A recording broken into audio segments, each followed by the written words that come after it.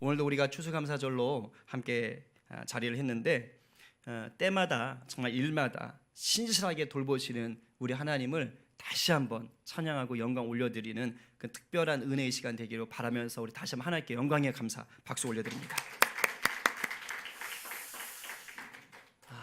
그래요. 진심으로 박수 치신 거죠? 여러분, 추수감사에 대한 감사가 있는데 제가 보니까 어떤 분들은 이런 분들이 있어요. 제가 인터넷 같은 걸 좀 서핑해 보거나 아니면 제가 아는 몇몇 분들은 되게 부정적으로 생각하는 분들이 있어요. 추수감사에 대한 역사를 조금 아는 분들인 것 같아요. 그래서 심지어 이렇게 얘기해요. 그 왜 미국 추석을 우리가 그렇게 좋아해? 이렇게 얘기하시는 분이 있어요. 그 미국 추석이잖아. 뭐 굉장히 불편하게 신앙생활을 하는 분들 중에도 조금 불편하게 생각하는 분이 있습니다. 뭐 그렇게 생각이 될 수도 있어요. 아마 지금 여러분들 중에는 뭐 전혀 모르시는 분들도 있겠지만 어떤 사람들이 그렇게 생각합니다. 역사 때문에 그래요. 지금 우리가 지키고 있는 이 추수감사절은 원래 미국에서 시작이 됐습니다. 청교도들이라고 아시죠? 이제 영국에서 신앙생활을 열심히 하던 분들인데 영국은 이제 국교회, 성공회와 국교회잖아요. 국교회가 있는데 신앙의 자유가 없었습니다. 왕의 통찰에 다 있었어요.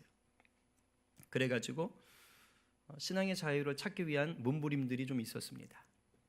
그들을 청교도라고 하는데 그들이 1620년에 이 메이플라워호라는 배를 이제 구해서 신앙의 자유를 누릴 수 있는 땅으로 가자 하고서는 영적 가나안을 향해서 떠납니다.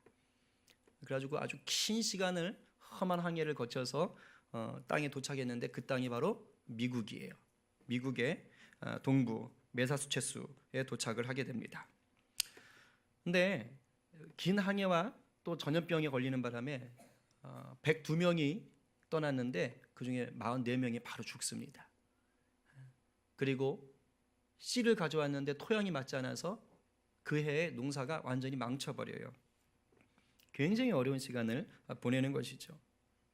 다행히 거기 원주민이었던 인디안들이 좀 도와줍니다. 그래서 농사 짓는 법을 좀 가르쳐주고 그래서 그 다음 해에는 이제 소출을 좀 거두게 되는 거예요. 이게 감사했던 거예요. 그래서 그때 청교도들이 인디언들을 초대합니다.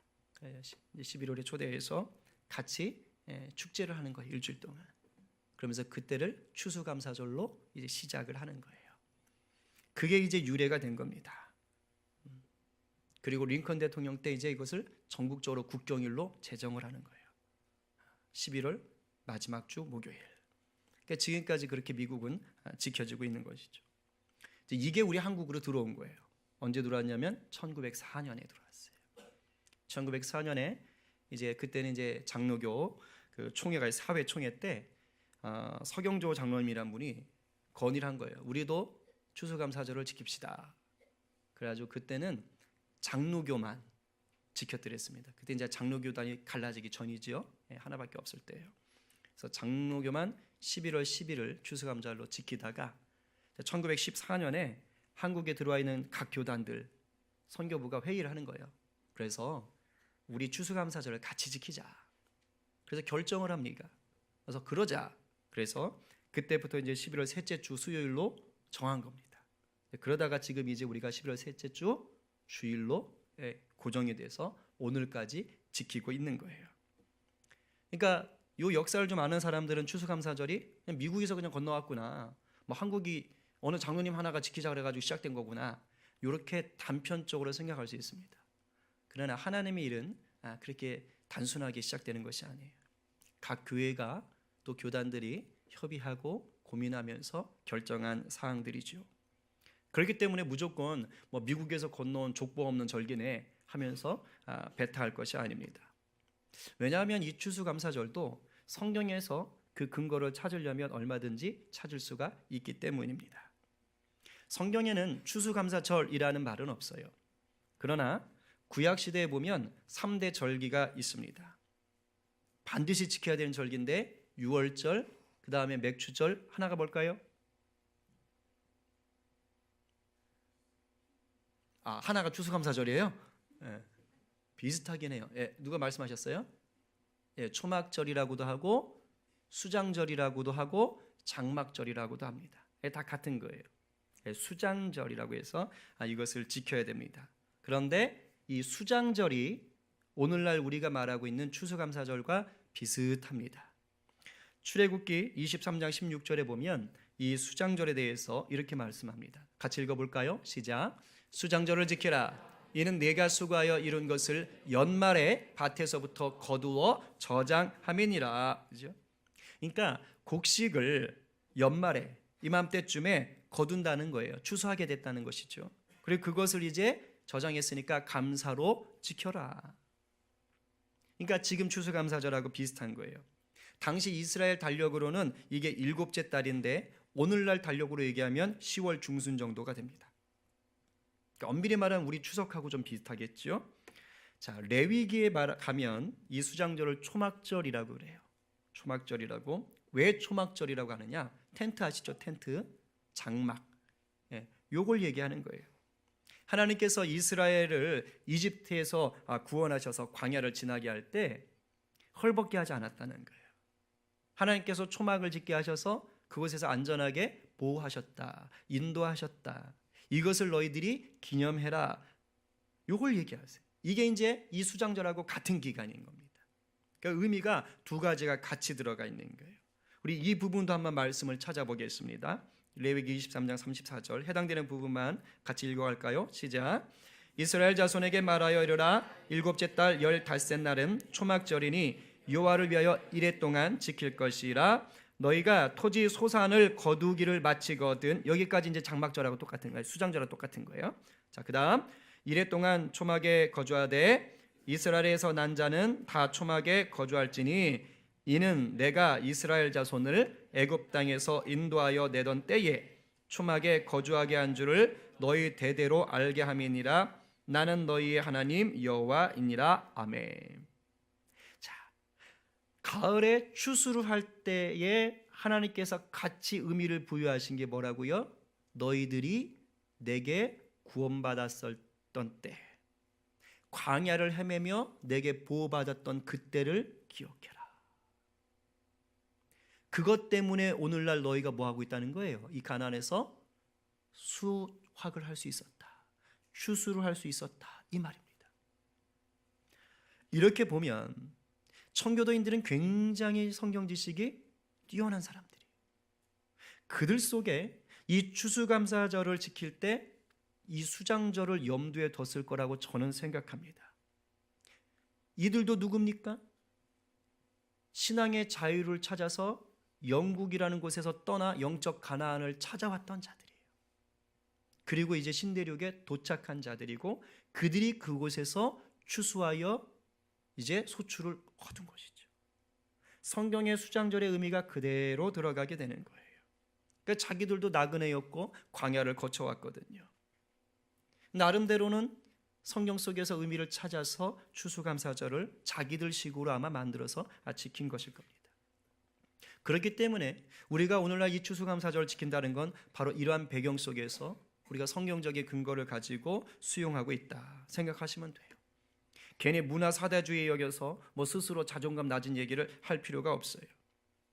우리가 수장절과 비슷한 의미로서 이 추수감사절을 지키면 되겠구나. 이것을 잘 살리면 되겠구나. 이렇게 생각하면 됩니다. 그런데 문제는 오늘날 이게 잘 안 돼요.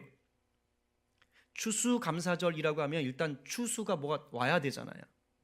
근데 우리가 사는 지금 시대는 이 추수라는 느낌이 확 와닿지를 않습니다. 여러분 지금 집에서 교회까지 오시면서 넓은 들의 익은 곡식 보셨어요? 못 보셨죠? 여기 넓게 펼쳐진 논밭에 막 이렇게 벼 이삭이 이거 보기 힘들어요. 이제는 쉽지 않습니다. 어려운 시대가 됐어요. 제가 어릴 때만 해도 그냥 집 문 열면 그냥 다 논이었어요. 우리 추 집사님 댁은 앞에가 다 논이구나. 그게 쉽지 않아요. 오늘날은 이 추수라는 느낌이 안 와닿아요. 수장절을 지킬 때도 그랬고 미국이 추수감사절을 지키던 그 시대도 그랬고 우리나라의 1904년, 1914년에 추수감사절을 도입했던 때도 그랬고 그때는 농경문화입니다. 농사가 아주 친근한 거예요. 그래서 추수한 곡식들을 딱 가을에 보면서 할렐루야 감사합니다 주님 은혜입니다 라고 얘기하는 게 너무 당연한 거예요. 왜? 천지가 그런 것들이니까. 근데 오늘날은 이게 눈에 안 보입니다. 대부분 농사를 통해서 이렇게 살아가는 분이 이제는 많지 않아요. 그리고 지금은 옛날 방식의 농사가 아니잖아요. 요즘은 농사를 져도요, 그걸 여름 내내 지어서 가을에 걷어서 그걸 가지고도 겨울을 나는 분들은 거의 없습니다.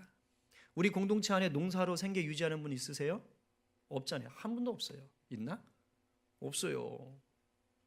아무도 없습니다. 오늘 이렇게 지금 앞에 오늘 데코 굉장히 예쁘게 하셨네요. 작년보다 수준이 2갑절은 더 좋아진 것 같아요.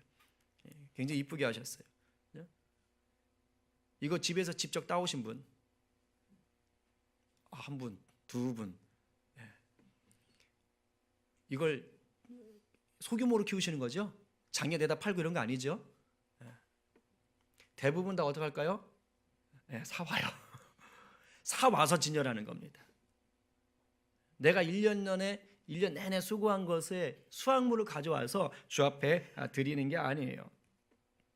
그만큼 이제는 우리가 가을에 추수한 것으로 감사절을 지킨다라는 게 와닿질 않아요.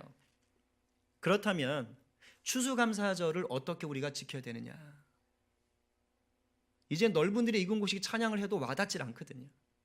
어떻게 우리가 이 감사절을 누려야 될 것이냐? 우리 실정에 맞게 적용하면 돼요. 추수감사절이나 수장절, 초막절의 본래 의도가 뭡니까? 하나님께서 거두게 하신 것들, 하나님이 어려울 때 돌봐주신 것들을 감사해라 이 말입니다.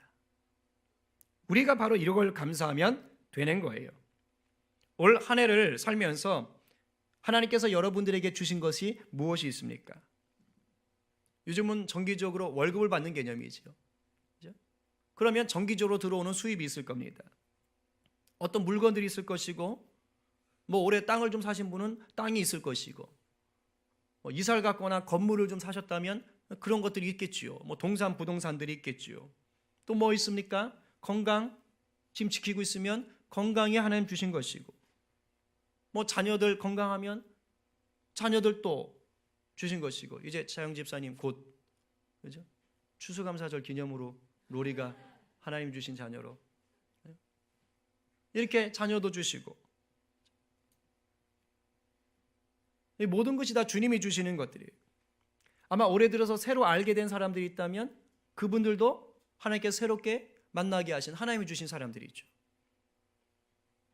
이런 것들을 감사하세요. 지금 그런 게 다 감사의 제목인 거예요. 지금 내가 이 순간에 비나 눈을 피할 수 있는 집이 있다. 그 초막입니다. 초막절 감사하는 거예요. 내가 숨쉬고 걸을 수 있고 일할 수 있다. 하나님 보호하고 계신 겁니다. 무엇보다 우리나라가 북한이나 중국이나 이슬람 지역처럼 박해 위협이 있지는 않잖아요. 이렇게 자유롭게 교회 나와서 마음껏 찬양할 수 있잖아요. 입을 안 벌려서 그렇지. 그죠? 이게 얼마나 큰 감사입니까? 이게 얼마나 큰 은혜예요. 어떻게 보면 우리에게 여전히 이 추수에 대한 감사, 이 초막을 통한 하나님의 불기둥, 구름기둥과 같은 것에 돌보심의 감사가 여전히 우리 가운데는 넘쳐납니다. 이런 것들을 기억하며 오늘 추수감사절을 주님 앞에서 감사와 찬양으로 올려드리기를 간절히 축원합니다. 그렇습니다. 추수감사절의 본질은 추수한 곡식을 드리는 게 아니에요. 명심하십시오. 본질은 뭐냐? 추수한 곡식을 드리는 사람에게 있습니다. 오늘 그걸 제가 말씀드리고 싶은 겁니다. 제물을 드리는 그 사람의 태도, 그 제물로 제사를 드리는 그 사람의 중심이 중요한 거예요. 예배하는 사람의 마음 중심에 참된 감사가 없다면은 아무리 휘황찬란한 제물을 주님께 드려도 주님은 받지 않으십니다. 이것은 인간 역사에서 제일 먼저 드려졌던 제사에서 하나님이 분명하게 가르쳐 주셨어요. 오늘 이 감사를 회복하는 것이 왜 중요한가? 왜 내게 주어진 것들이 모두 주님께로부터 왔다는 것에 대한 인식이 필요한가? 이 첫 제사에서부터 나오는 거예요. 최초의 추수감사절을 누가 드렸을까요? 가인과 아벨이에요. 가인과 아벨입니다. 우리 창세기 4장 3절 5절 다 함께 시작.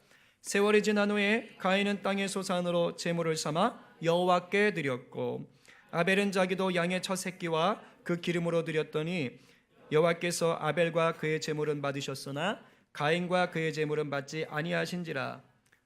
또 이랬다고 또 추수감사절이니까 가인은 곡식이고 가인만 추수고 아벨은 양이니까 아닙니다. 둘 다 추수감사절 개념이에요. 그런데 보면 곡식으로 제물을 드린 가인의 제물을 하나님이 안 받았어요. 그 제사는 안 받았어요. 양의 첫 새끼와 기름을 제물로 드린 아벨의 제사는 받으셨습니다. 제가 주일학교 때 이렇게 배웠어요. 하나님은 곡식을 싫어하시고 양을 좋아하신다. 그래서 하나님이 고기를 좋아하시는 이 팔체질로 말하면 거시기 고기 좋아하는 체질. 그래서 고기를 받으셨고 풀은 안 받으셨다. 전 진짜인 줄 알았습니다.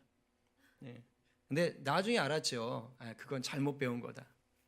참 그 선생님 지금은 뭐 제대로 아시겠지만 이제 여러분 하나님께 드리는 제물은 곡식이든 양이든 상관없어요. 왜요? 다 하나님 주셨거든요. 다 하나님께 드리는 겁니다. 맥추절이나 수장절이 곡식 거둔 것을 하나님께 드리라는 거거든요. 번제나 화제나 이 이스라엘 제사의 종류에도 소제라는 게 있어요. 그건 곡식으로 드리는 제사입니다. 그러니까 곡식을 드리는 것도 하나님 받으시는 거예요. 그런데 하나님께서 이 가인의 제사는 안 받고 아벨의 제사는 받았다라는 것이죠. 제물 때문이 아닙니다. 성경을 보시면 4절에 제물 앞에 뭐가 나와요? 아벨과 그의 제물 이렇게 되어 있습니다. 5절에 보면 가인과 그의 제물 이렇게 되어 있어요. 제물 이전에 누굴 봤을까요? 그 사람을 봤어요. 그 사람의 중심을 봤어요. 그 사람의 사람됨을 봤어요. 성경엔 기록되어 있지 않지만은 추측하건대 가인에게는 참된 감사가 없었던 겁니다. 반면에 아벨은 참된 감사가 있었던 거예요. 그래서 제물을 준비할 때 준비하는 마음가짐과 제물의 상태에 차이가 생겨버린 것입니다. 여러분 잘 들으십시오.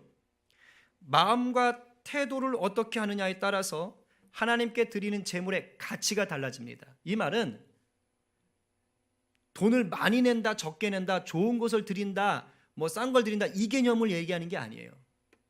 그것이 아니라 제물에 깃들어 있는 정성을 말하는 것입니다. 여러분들이 누군가에게 선물해 보신 적 있지요? 그 선물을 할 때 마음가짐이 다 똑같은가요? 그렇지 않습니다. 대상이 누구고 그 대상에 대한 내 마음이 어떠한가에 따라서 선물을 준비하는 마음이나 태도가 완전히 달라져요. 정말로 여러분들이 감사하고 존경하는 분께 선물을 드리면은요 아무거나 못 드립니다. 어떻게 돼요? 심사숙고해요. 저분이 뭘 좋아하실까? 어떻게 해야지 이 패가 안 될까? 고민합니다. 넥타이를 하나 하더라도 뭐가 어울릴까? 빼짝 말랐으니까 시커머니까 이런 색깔은 안 되겠네? 고민을 하게 되는 것이죠. 아무거나 대충 이러지 않아요. 그러나 여러분 혹시 우리 교회가 작년에 안 했던 것 같은데 보통 이제 교회에서 성탄절 이브 날 뭐 하지요? 모여서 한 번도 안 해봤나요? 선물 교환 같은 거 해보셨어요? 안 해봤군요. 해봐야겠네요. 네. 저는 제 모교회에서 이제 크리스마스 이브가 되면 다 모여서 놀아요. 근데 그 밤에 뭘 하냐면은 선물을 하나씩 준비해 오는 거예요. 그래가지고 선물 교환을 하는 겁니다. 이렇게 번호 다 매겨놓고 나중에 이렇게 제비 뽑아가지고 그 번호 이렇게 가져가고 그런 거예요. 해봤어요? 작년에 비슷한 거 했죠. 그럴 때 물어볼게요. 그럴 때 선물 갖고 올 때 여러분들 정말 막 정성껏 기도하면서 이걸 누가 받게 될까? 할렐루야. 야, 정말 좋은 걸 준비해야겠다. 기도하고 막 주님께 이렇게 막 소원을 빌면서 준비하셨나요? 제가 보건대 그런 분들 썩 많지 않습니다. 대부분은 돈 주고 안 사죠. 일단. 그죠? 일단 집에 남는 게 뭐가 있나를 살펴요. 그 쓸만한 것 중에서 아니면 선물 받은 것 중에서 그냥 이렇게 포장을 해가지고 갖고 옵니다. 제가 그랬다고요. 제가 여러분들이 그런 게 아니라 누구에게 어떤 상황에 선물하는가에 따라서 상당히 달라지는 거예요. 왜 이런 일이 생길까요? 그거는요, 마음 중심의 태도가 달라져서 그래요. 그 대상에 대해서 생각하는 중심이 태도가 다르기 때문이에요. 쉽게 말하면 감사하는 정도가 다르기 때문이에요. 여러분, 이스라엘 백성들이요, 하나님 앞에 제물을 드렸는데 호되게 혼난 적이 있습니다. 감사하는 마음 없이 드렸다가 하나님이 굉장히 화를 내셨어요. 그게 바로 말라기입니다. 말라기서예요. 보겠습니다. 말라기서 1장 7절과 8절, 우리 다 함께 세번역 성경을 읽어봅니다. 시작. 너희는 내 제단에 더러운 빵을 바치고 있다. 그러면서도 너희는 우리가 언제 제단을 더럽혔습니까? 하고 되묻는다. 너희는 나 주에게 아무렇게나 상을 차려주어도 된다고 생각한다. 눈먼 짐승을 제물로 바치면서도 괜찮다는 거냐? 절뚝거리거나 병든 짐승을 제물로 바치면서도 괜찮다는 거냐? 그런 것들을 너희 총독에게 바쳐보아라. 그가 너희를 반가워하겠느냐? 너희를 좋게 보겠느냐? 나 만군의 주가 말한다. 지금 이런 일이 벌어진 거예요. 원래 하나님께 드리는 것은 흠이 없는 걸 드려야 되는 거예요. 제물 자체가 아니라 정말 감사하는 마음이 있다면 그런 제물을 드릴 수밖에 없다는 거예요. 하나님의 이름에 맞는, 명성에 맞는 것을 드릴 수밖에 없는데 지금 제물들 자체가 그야말로 뭡니까? 좋은 것들은 다 골라내고 허름하고 하찮은 것들, 허섭쓰레기 같은 것들만 지금 하나님께 드리고 있다는 거예요. 그러니까 하나님이 지금 그걸 보고 노하신 겁니다. 그런데도 이스라엘 백성들은 우리가 언제 제단을 더럽혔어요? 하고 따지고 있는 거예요. 이스라엘 백성들 마음속에 지금 뭐가 있냐면 이런 게 있는 거예요. 하나님, 지금 먹고 살기도 힘든 시국인데 제사만 드리면 됐지 뭘 제물을 따지시는 거예요? 우리가 제사를 드린 것만으로도 대단한 거 아니에요? 이 어려운 시국에? 그런데 왜 우리가 제사를 더럽혔다는 거죠? 우린 제사 드렸어요. 왜 우리 제사를 안 좋게 보시는 겁니까? 이리고 따지는 겁니다. 어쩌다 이렇게 됐을까요? 감사하는 마음이 없는 거예요. 왜 감사가 없어졌을까요? 오늘 우리에게도 잘 적용해 보셔야 됩니다. 지금 이스라엘 백성들은 환경에 꽉 묶여 있어요. 땅의 일에 묶여 있어요. 아까 우리 김성희 집사님 기도하실 때 그런 얘기 하시던데 먹고 사는 문제에 꽉 사로잡혀 있는 겁니다. 지금 이 말라기의 배경은 바벨론의 포로로 끌려갔다가 돌아온 이후입니다. 그리고 한 몇십 년이 지난 이후예요. 자, 약속을 따라서 바벨론 포로로 끌려갔다가 돌아왔으면 뭔가 대단한 일이 펼쳐질 거라고 기대했겠죠. 근데 실제로는 그렇지를 않은 거예요. 생각만큼 먹고 사는데 뭔가 이렇게 좀 획기적인 은혜가 없는 겁니다. 자기들 생각할 때 팍팍한 거예요. 젖과 꿀이 흐르는 풍요로운 나라가 되지 않은 겁니다.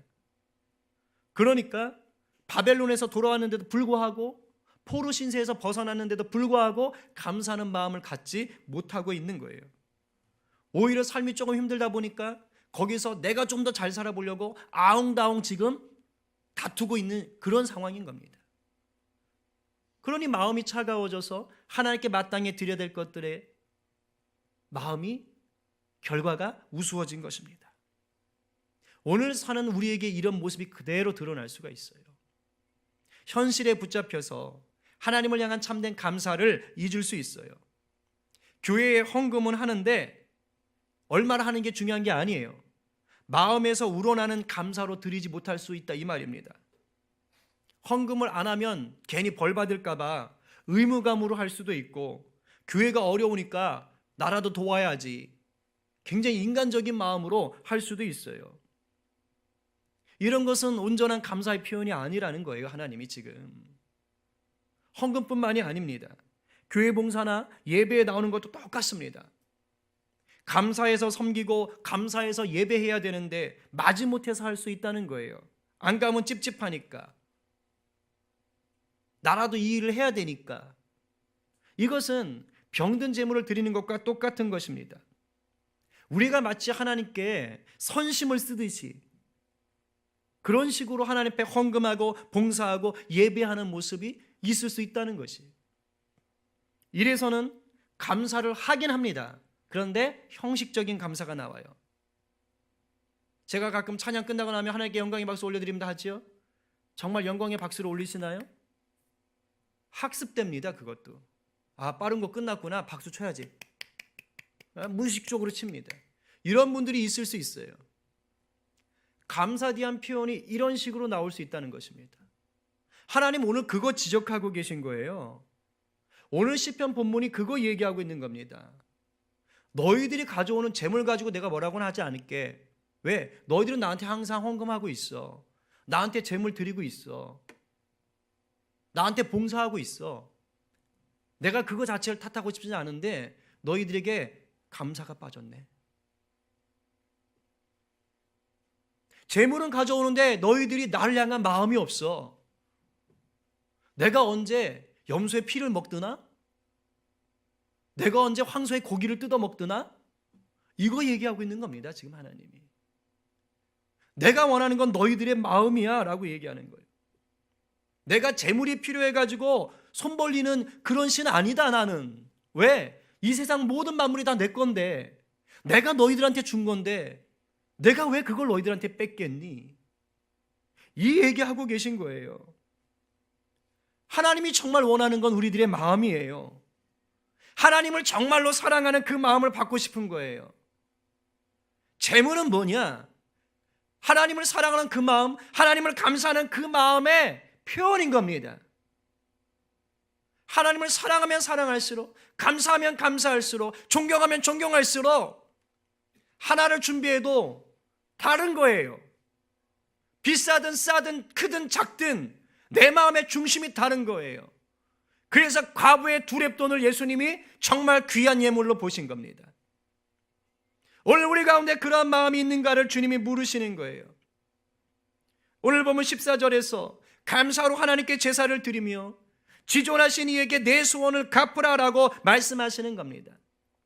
여러분, 그렇다면 어떻게 해야 우리가 진정으로 감사하며 예배할 수 있을까요? 어떻게 해야 참된 감사로 하나님을 향한 그 약속을 지키면서 내가 나아갈 수 있을까요? 오직 하나밖에 없습니다. 은혜에 사로잡히는 것밖에 없어요. 은혜에 사로잡히는 것. 여러분, 내가 당연히 받을 걸 받으면 그다지 감사할 필요성을 못 느낍니다. 어제 저녁에 우리 교사들이 피자 회식을 했어요. 간만에 좀 비싼 피자를 사오셨더라고요. 맨날 좀 싼 걸 드시다가 어젠 좀 이렇게 빵도 도톰하고 막 위에 얹은 것도 막 좀 풍성하고 그래요. 그런데 우리 교사들이 그 피자를 먹으면서 그 피자 회사나 피자 매장에 감사하면서 드신 분은 한 분도 없어요. 오, 도미노 감사합니다. 밝혀버렸네. 간접 광고가 들어가니 감사합니다. 그 매장 너무너무 감사합니다. 이러면서 드신 분 아무도 없어요. 우리 교사들이 참 마음이 아름다운 분들인데도 불구하고 그 피자 회사에 감사하지 않았습니다. 왜요? 내 돈 내고 사 먹는 거거든요. 당연히 사 먹을 능력이 돼서 사 먹는 거예요. 공짜로 얻은 거 아닙니다. 그러니 거기다 감사하지 않는 거예요.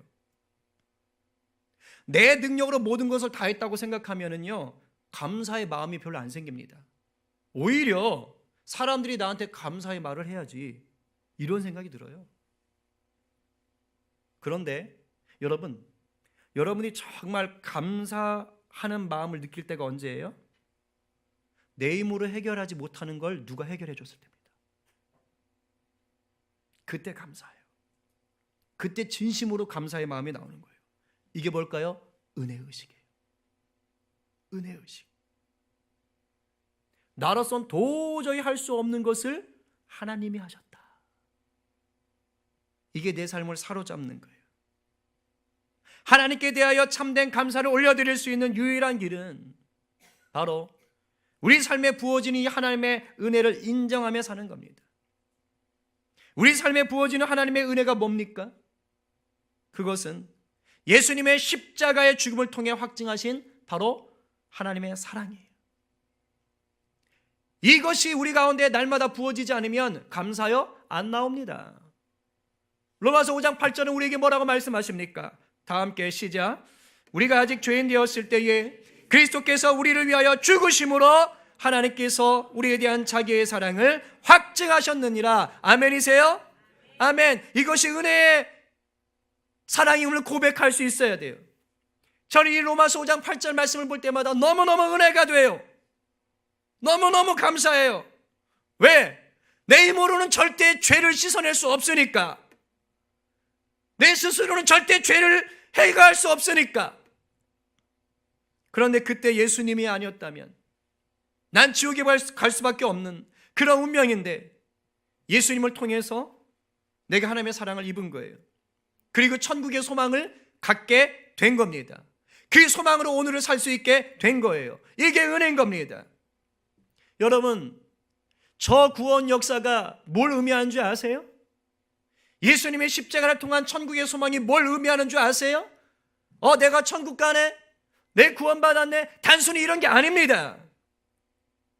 오늘을 사는 내 삶의 환경이 아무리 어렵고 고통스럽다고 해도 내가 그 환경에 묶이지 않을 이유가 된다는 거예요. 왜요? 우리에겐 천국이 보증되어 있거든요. 오늘 본문 15절에서 환난 날에 나를 부르라 라고 말씀하시는 이유가 뭡니까? 너희에겐 천국이 있잖아, 이 말을 하는 겁니다. 우리가 다시 한번 은혜에 사로잡혀 25절을 한번 선포하겠습니다. 시작.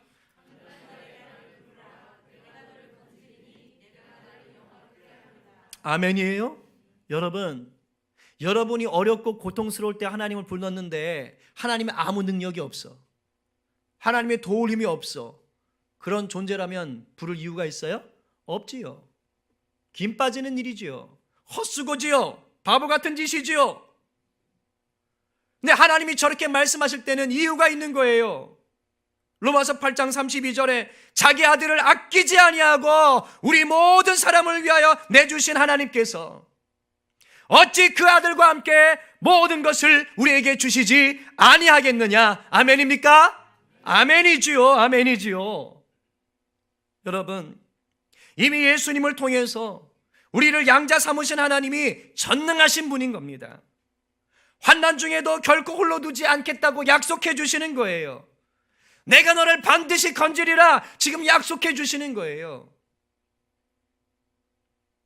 예수의 십자가의 은혜는 바로 이것을 보증하고 있는 것입니다. 그래서 우리가 하나님을 영원하게 할 수 있게 된다, 이 말입니다. 하나님께 영광 돌리는 게 뭐예요? 바로 감사로 제사를 드리는 행위입니다. 딴 게 영광 돌리는 게 아니에요. 내 속에 감사함으로 예배 드리고 있는가? 이 십자가의 은혜가 있는가? 그로 인하여 내 삶의 환경이 어떠하든지 간에 천국의 소망을 가지고 있는가? 이것이 진정한 감사의 예배이고 영광 돌리는 것입니다. 여러분, 오늘 우리 가운데 이 십자가의 은혜가 부어졌나요? 여러분들이 이 십자가의 은혜에 사로잡혀 있나요? 그 은혜가 나를 하나님의 자녀가 되게 했고 그 은혜가 영원히 나와 함께함을 믿고 있는 겁니까? 그렇다면 우리는 진정으로 감사의 제사를 드리게 되는 거예요. 어떻게 감사하지 않을 수가 있어요? 예수님이 날 위해 죽으셨고 예수님이 지금도 나와 함께 하시며 나를 돕고 계신다는 확신이 있는데 어떻게 낙담하고 어떻게 불평하고 어떻게 미워할 수가 있는 겁니까? 불가능하지요. 혹시 이정훈 교수라고 아세요? 요즘 좀 핫한 분이신데 유튜브 딱 쳐보면 뭐 간증하는 게 많습니다. 이분이 법대 교수예요. 근데 한때 불교에 심취했습니다. 그래서 자기가 스님이 되겠다고 불교에 귀의까지 하신 분이에요. 그런데 기독교인들을 너무너무 싫어하던 사람이었어요. 그래서 절에 들어가서 기독교인들을 못 살게 만들 법을 연구하던 분이에요. 실제로 그런 법안들을 자기가 발제도 하고 아주 독한 분이죠. 그렇죠?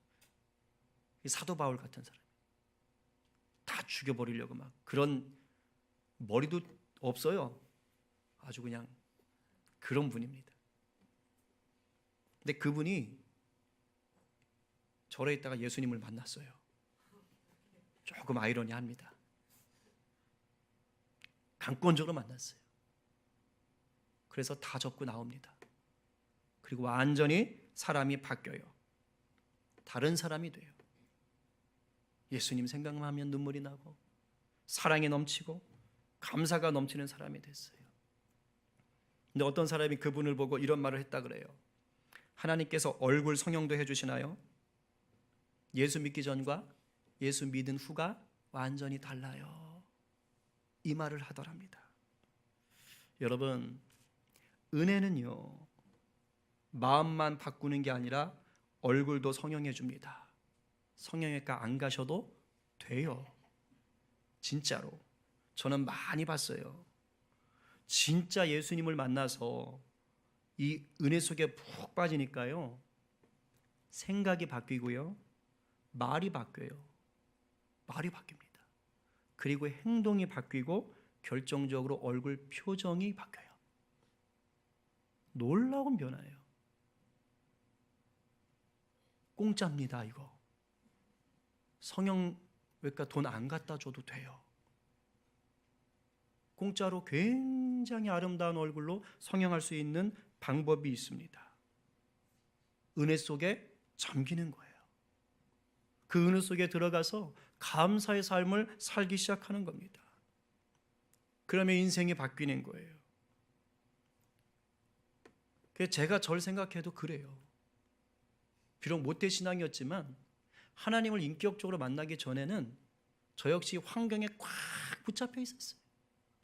그 눈에 보이는 현실, 그 가난과 그 아버지의 그 약주 드심.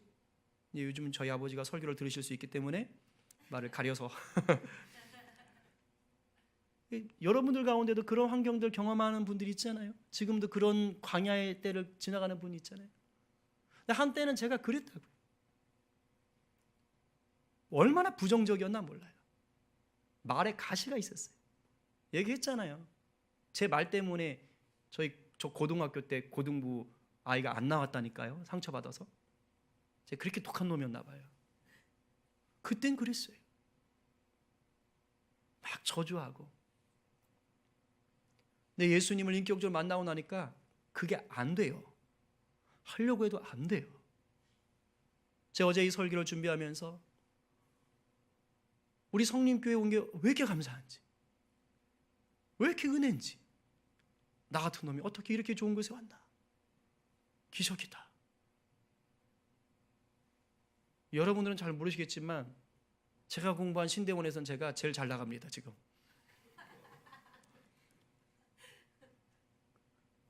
신대원을 졸업하고 저처럼 빨리 담임 목사 되는 사람이 없어요. 얼마 전에 제 동기들이 교회 잠깐 놀러 왔다가 보고 부러워가지고 너무 교회 예쁘다고 어찌할 바를 몰라요. 정말 진심으로 축복하고 제가 얼마나 감사하고 은혜가 되든지, 또 우리 성도들은 얼마나 잘해주세요. 저 가족 같아. 너무 감사한 거라. 너무 감사한 거라. 은혜에 사로잡히면 바뀌어요. 오늘 이제 예배가 끝나면 변화된 나 골판지 고백 시간을 가질 거예요. 다 갖고 계시죠?